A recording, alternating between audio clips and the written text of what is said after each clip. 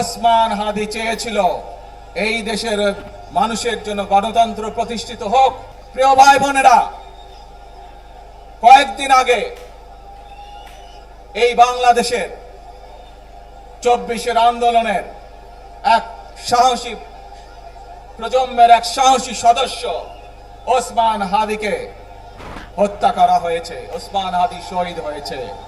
প্রিয় ভাই বোনেরা, ওসমান হাদি চেয়েছিল এই দেশের মানুষের জন্য গণতন্ত্র প্রতিষ্ঠিত হোক। ওসমান হাদিকে স্মরণ করে যা বললেন তারেক রহমান, মানুষের গণতান্ত্রিক অধিকার প্রতিষ্ঠিত হোক। এই দেশের মানুষ তাদের গণতান্ত্রিক এবং অর্থনৈতিক অধিকার ফিরে পাক।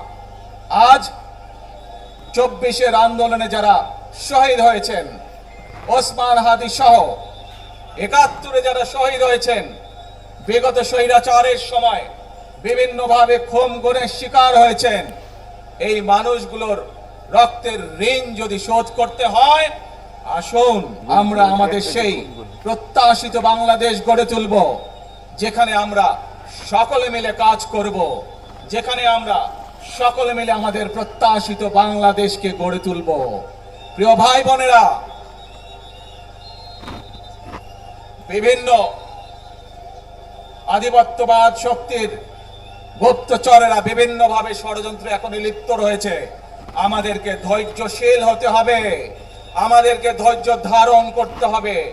বিশেষ করে তরুণ প্রজন্মের যে সদস্যরা আছেন, আপনারাই আগামী দিন দেশকে নেতৃত্ব দিবেন, দেশকে গড়ে তুলবেন।